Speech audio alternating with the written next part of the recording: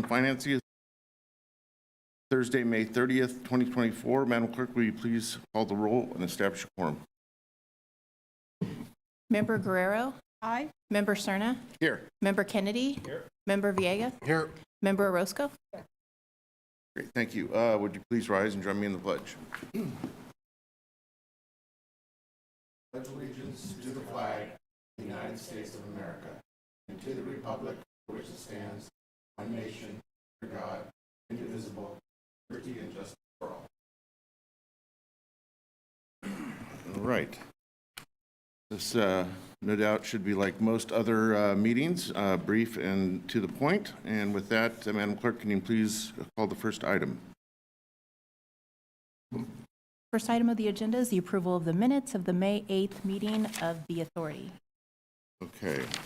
Given the fact that we just had some off-the-record conversation about that, how confident do we know that the that the minutes are actually in order? We are very confident. Okay. All right. Very good. Moved. All right. It's been moved by Member Villegas, seconded by Member Orozco. Roll call vote, please. Member Guerrero? Aye.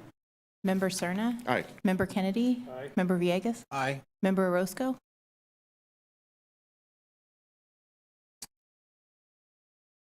Okay. All right. Did we skip the first item? I apologize. We need to select our president and vice president. All right. Very good.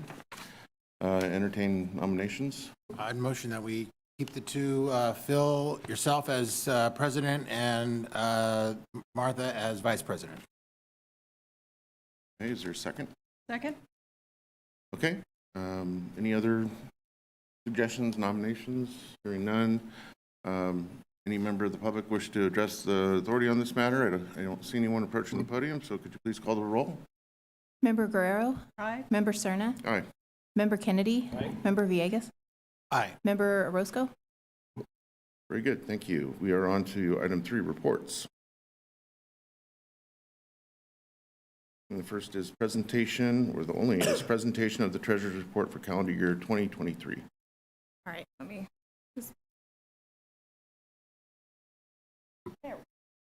All right, good afternoon. I'm Becky Robertson, Finance Manager with the city. So this afternoon, I'm here to present the Treasurer's Report for the calendar year 2023.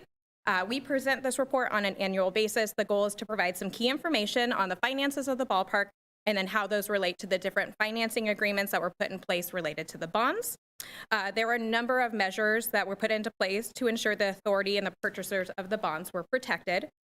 To protect the authority, a number of reserves were put into place in order to minimize the likelihood that the River City Stadium Authority was ever unable to make the required debt service payments. So with this item, SBH Baseball LLC, they completed their audit and the consolidated financial statements on April 29th of 2024. They were completed by their independent auditor, Ernst & Young. Per the audit and the financial statements, the reserves were funded as specified under the lease agreement. There was no instance of default and confirmation that there was payment on the required debt service obligations. As of December 31st, the revenue fund, which funds the debt service payments, reported a balance of $4.318 million. The way the revenue fund works is that a substantial portion of the stadium revenues flow through a lockbox where they're distributed between River City Stadium Management for their operating expenses, and then to the bondholder or bond trustee for payment on the debt service. Funds are sent to the trustee first in order to make the debt service requirements. Then they're looked to fulfill any reserve requirements, and anything that's left over after those two requirements are met are then funneled back to River City Stadium Management in order to make their stadium operation expenses. As of May 17th of this year, the bond trustee had notified the city that they collected sufficient lockbox revenues in order to make the upcoming May 2024 debt obligation and the reserve requirements. Looking at the supplemental reserves, as of December 31st, the supplemental reserves, which there are two, there's the guaranteed payment account and the attendance-based account, continue to remain fully funded The balances of each of those are $3.17 million and $0.2 million, respectively. There is no action that's required to be taken on this item, but I'm happy to answer any questions that you guys may have. Very good, thank you. Any questions? Right, Seeing none, thank you. Madam Clerk, I suspect we don't have anyone signed up to speak on this matter? We have no request to speak on this item. All right, very good, thank you. We are on to new business in that case, and we have consideration of approval of authority and municipal administrative expense budgets for fiscal year 2024 and 25. And I'm right back up. All right, I'm covering this one for Roberta. This is for the fiscal year 2024-2025 administrative budget. This item deals with the municipal administrative expenses related to the Series 1999 bonds. The city establishes a budget to pay for things such as the trustee bank fees, annual continuing disclosures related to the bonds, legal expenses, staff time, and then a small contingency. The proposed budget for the 24-25 fiscal year is $72,500. That's comprised of a request of $42,500 from the city and $30,000 requested from the county. This was in agreement with the River City Stadium Management and is consistent with the last couple of years of budgets. So at this point, we ask you to approve the proposed administrative budget for the 24-25 fiscal year. Very good. Any questions of staff? Move Okay. to approve. Madam Clerk, anyone signed up to speak on this matter? We have no request to speak on this item. All right, very good. I entertain a motion then. Move to approve. It's been moved by Mayor Guerrero. Is there a second? Second by Supervisor Kennedy. Roll call vote, please. Member Guerrero? Aye. Member Cerna? Aye. Member Kennedy? Aye. Member Villegas? Aye. Member Orozco? All right, motion carries. Thank you. All right, we're on to item 5, which is an informational presentation by the River Cats on the status of the stadium operations and business plan. Hey everybody, and happy game day in the middle of 12 games in 13 days. Was just chatting about that with some high school graduations mixed in. So busy time for us, but a fun time. I'll quickly look back at 2023. 2023 was our first full season under the new ownership of the Sacramento Kings. And so our goal really with the 2023 season was to continue to recover post-pandemic, to grow our base, our group ticket sales, but it was also to learn and explore as with the new ownership, what can we do with the Kings, what type of synergies and opportunities exist there. And so we had a lot of fun as we tried some new things, threw some things against the wall, if you will, and came out of the 2023 season in a great spot financially. We were able to see some growth over the 2022 season. We were happy about that. We saw an increase in our season ticket revenue, our group revenue as well, sponsorships. We're up in the 2023 season. So overall happy with the success that we had. Now, as we start the 2024 season, a lot of new things coming our way, but I'm happy to say we're experiencing continued growth in our key areas. That season ticket base, we've seen a large growth there, primarily from corporate clientele to start this season. We are seeing again greater than 10% growth on the group sales side. That's really important to us. That's our foundation. And really, as we look forward, that will continue to be the foundation for the River Cats with the school days, the youth sports activities. We love bringing them out. Again, the corporate outings coming out to the game. So really happy with the efforts from our ticket sales team. Sponsorships, we continue to see growth there as well, which just boasts the healthy corporate environment in the Sacramento region. We're thrilled about that. Another thing to note, and I think this is important as we look ahead, we've already experienced 4 sold-out events at Sutter Health Park here in the 2024 season. I know some of you were at some of those events from our Giants exhibition games, Savannah Bananas games. We're looking at, again, a big July 4th week for us with games and 4th on the field events as well. So we love seeing those additional events at Sutter Health Park are strong, they're very active, and they're really helping us continue to support our business throughout this season as well. A couple other things that I want to note that, again, I know are important to this group and at our core of what we like to do to give back to our community. One of our goals has been with the new naming rights partnership that we started 2019-2020 with Sutter Health was to give back to our community, to find youth baseball and softball fields, to go in and renovate and make sure they are playable and accessible to more people than they were before. And so this year, in 2023, December 23, we started for the first time, identified some different groups we wanted to go out and give back to and make sure the fields were ready for the spring activity season. And the very first field we did was right here in West Sacramento, the Alice Norman Field. So we participated in repairing the backstop so those fields would be playable. In addition to that, in Sacramento, we partnered with the Airport Little League to fix their scoreboard, which was run down. That was an important project we just did this spring right around opening day. And then for the first time, we sponsored a couple, an entire Little League baseball and softball program, make sure that all of those kids had River Cats branded jerseys. So we took away the expense from the youth baseball and softball teams, provided the jerseys to those kids, and that's a program we want to continue to move forward with as well. So love what we're doing. Love that we're in good financial positioning. We continue to see growth post-pandemic, back to some pre-pandemic numbers when you look at our season ticket-based sponsorship side. But then love how we're able to continue to give back to the community in bigger and better ways. And we anticipate to do more of that as we go forward. I'm sure everybody has, I know I'm getting a lot of questions about the future and with the A's coming to Sacramento and in our region here. We love the opportunity that's ahead of us. I love being able to communicate. I know for a few folks here, Martha and Oscar and Karina, teaching them West Sac is the best Sac. And so to our Sacramento folks, please know that we love what's happening across the river, but we want to make sure that the A's know they're in West Sacramento, and they appreciate that as well. So they're now starting to use that language around their offices. We don't have a lot of answers just yet about how things are going to look next season. There's a lot of different parties involved. Obviously, the River Cats, the Kings, the A's themselves, then Major League Baseball and the Players Union. And so what we're doing is we're having regular conversations with them about the ballpark operations, everything from security to fan experience.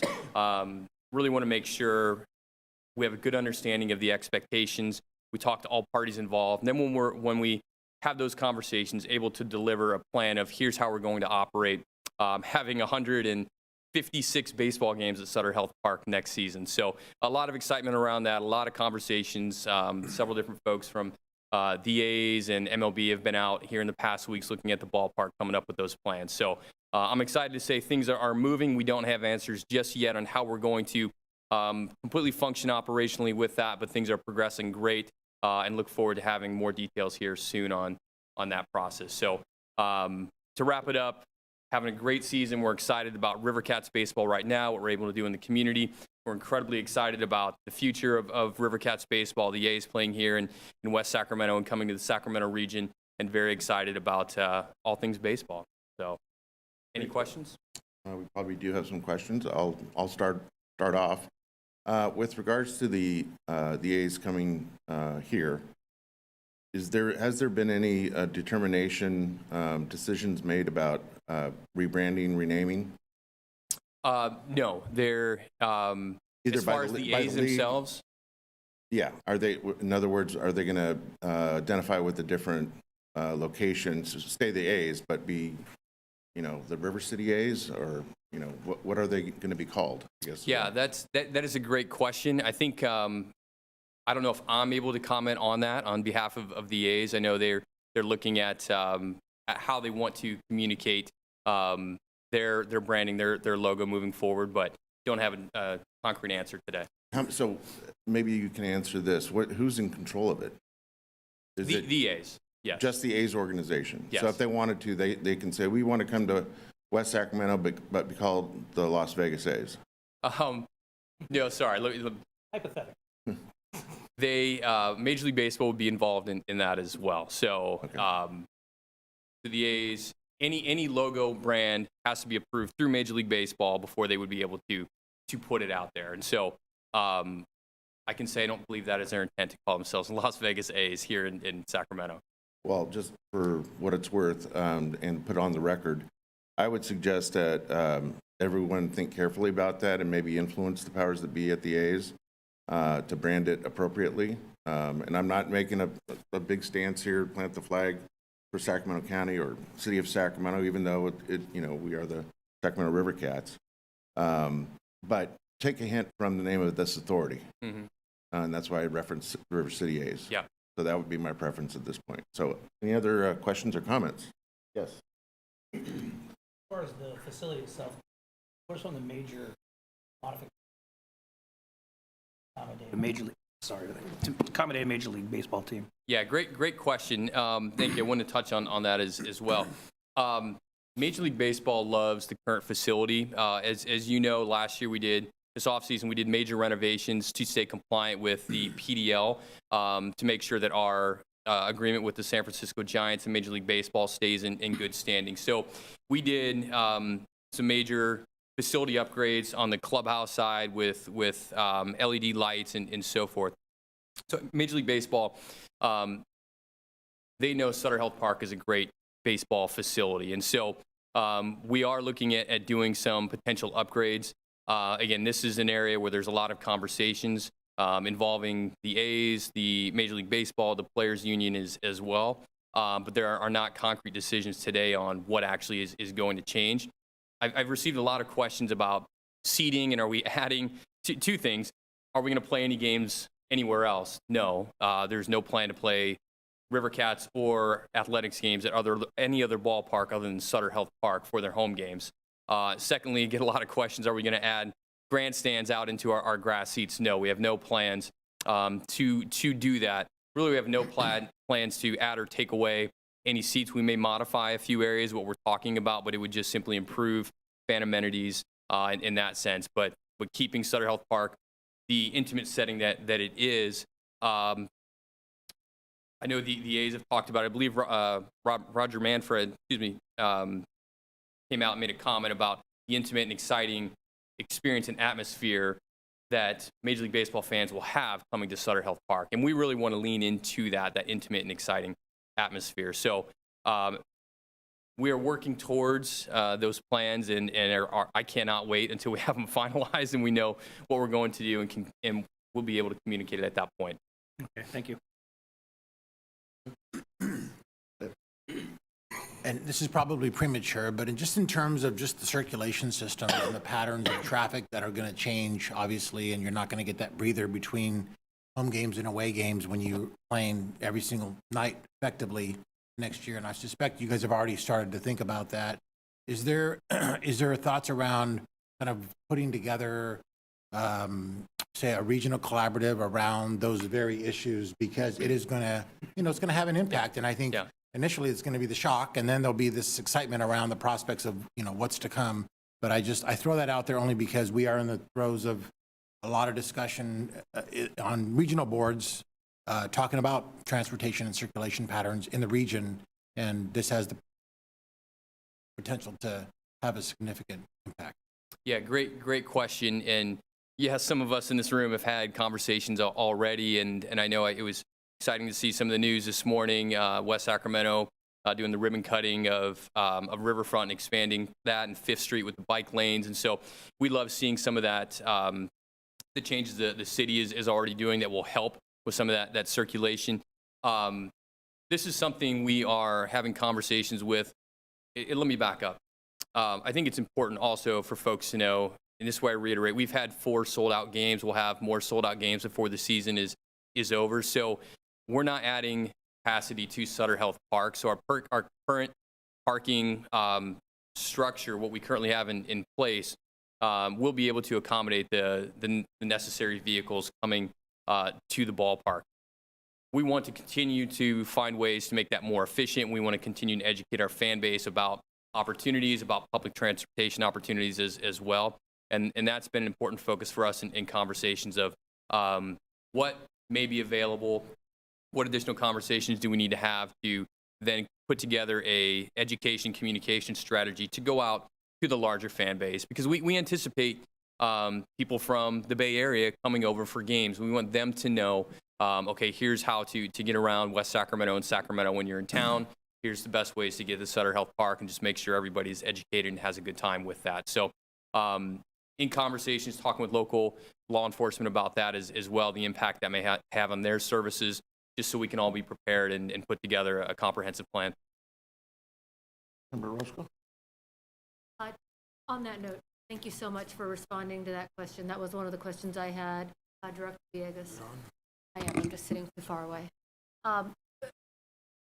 If we can envision opportunities to partner with local businesses or even utilize the VIA system, which is our ride share type of program, or even, having an administration of shuttle services from local businesses where people, if they can't get into the barn, which is walkable, they could go to other places and a shuttle would pick them up and take them back and forth if we're anticipating congestion. Because I know that there's going to be, as you mentioned, the tremendous impacts on not only emergency response, but public safety, our event staff here, and a host of other, spin-off issues that might arise as a result of having so many people so frequently in the area.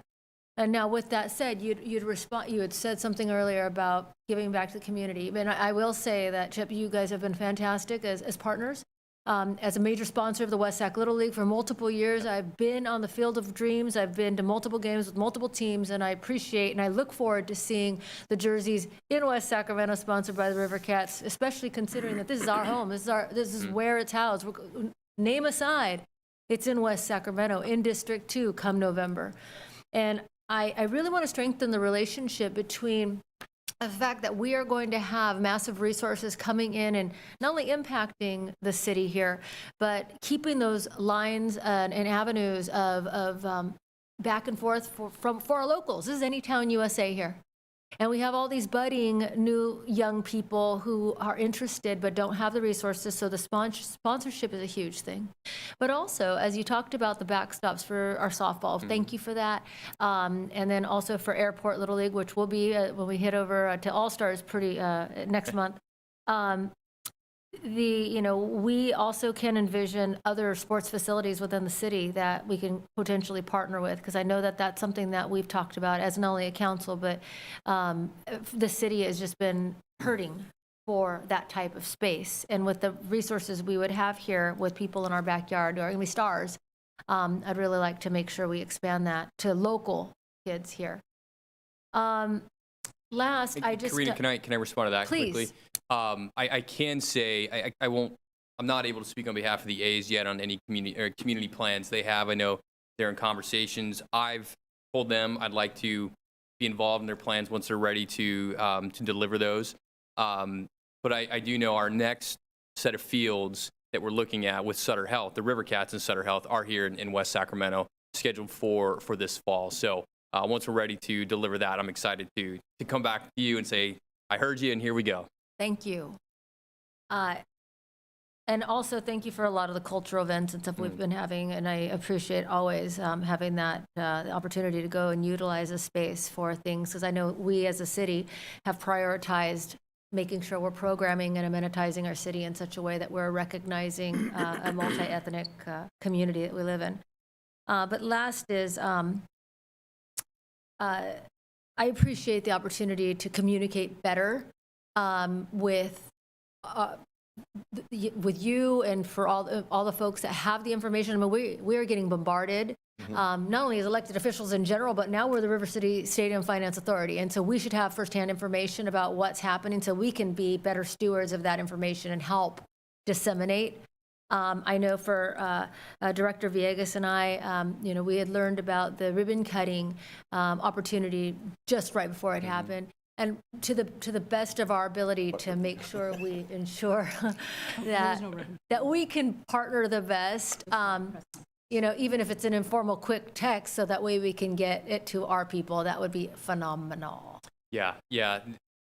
And let me back up. The comments about VIA, we understand that here in West Sacramento, RT in Sacramento, there are some great community resources. And those are the conversations we want to have about how can we partner with the resources that already exist to look at getting people who want to come to games the opportunity to come to Sutter Health Park and enjoy this great experience that we're going to have. And I'm going to include River Cats in that and not just the A's, right? I'm obviously very proud about what we do in this community, and we have great support from this community. So whether it's River Cats games, whether it's A's games the next few years, we certainly want to have those conversations with some of the programs that are currently in place there.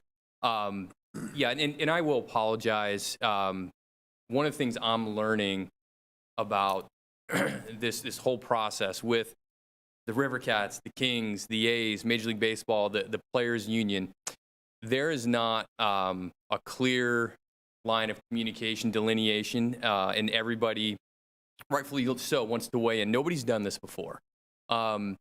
The Buffalo AAA team in Buffalo, New York, hosted the Toronto Blue Jays, but that was during the pandemic. There weren't fans. It was just Major League teams coming in. Nobody's done this with fans before. We get to be the first ones to do this. And so obviously everybody is wants to make sure we do this right. And we all here want to make sure we do this right. And so I don't hesitate to apologize for the rollout, the communication. I think I was telling Supervisor Kennedy, really, it was about 11 p.m. the night before.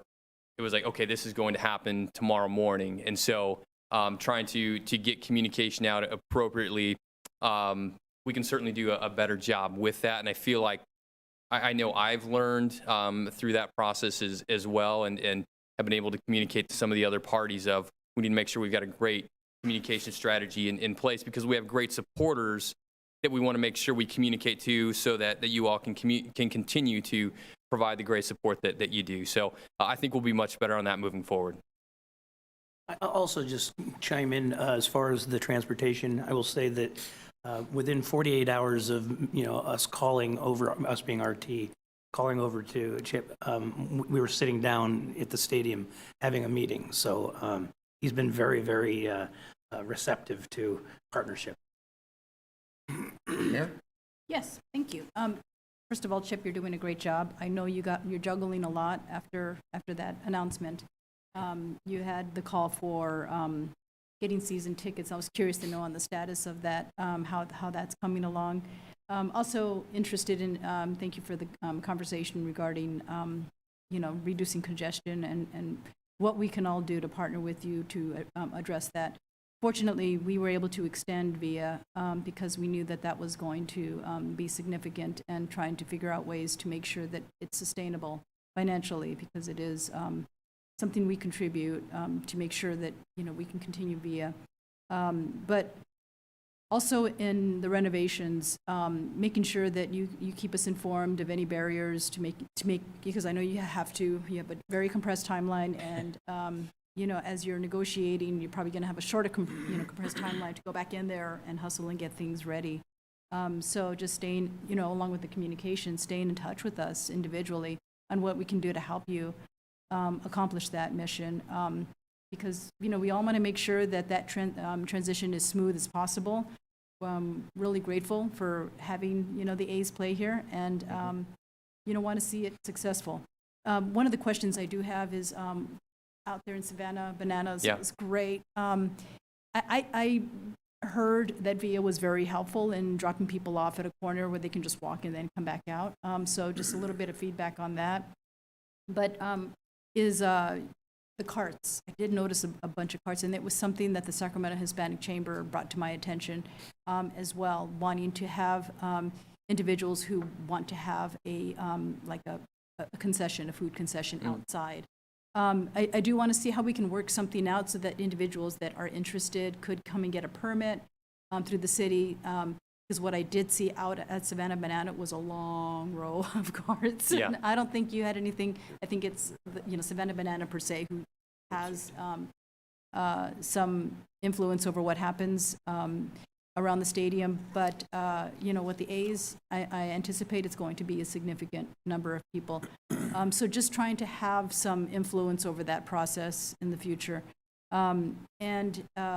Just taking a look at, the sale of merchandise outside as well, so that the funding continues. It's not somebody who's out there selling knockoffs, because it's going to, once we grow, all of these, situations are going to be attractive here for people to, to accomplish. So managing that and working in partnership with you, along with our chambers who are interested in, you're a part of it, including the chamber's in Sacramento who are interested in partnering with you in Visit California and all those.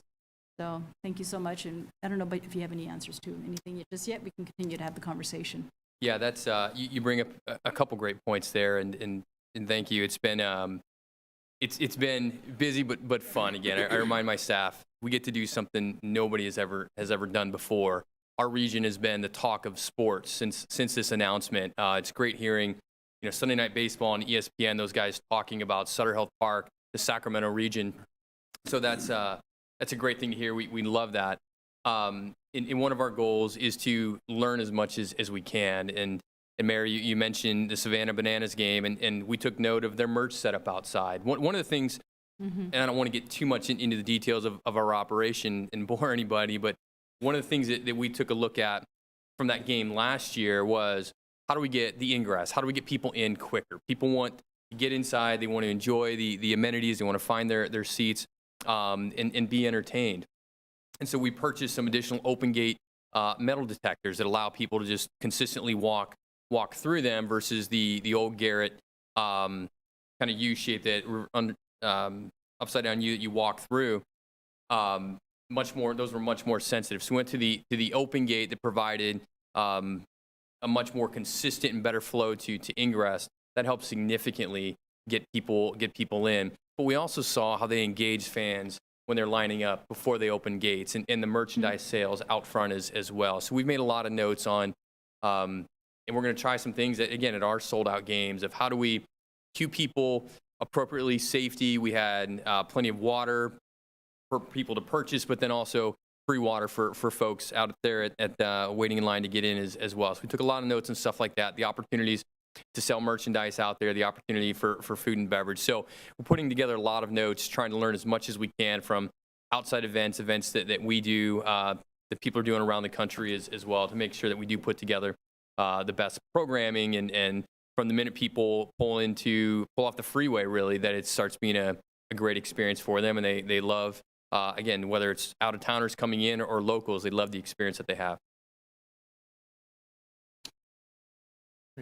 Thank you again for the conversation and responding to some of our questions. I suspect this probably won't be the end of the questions that might come your way from us and others as we get closer to hosting the A's here.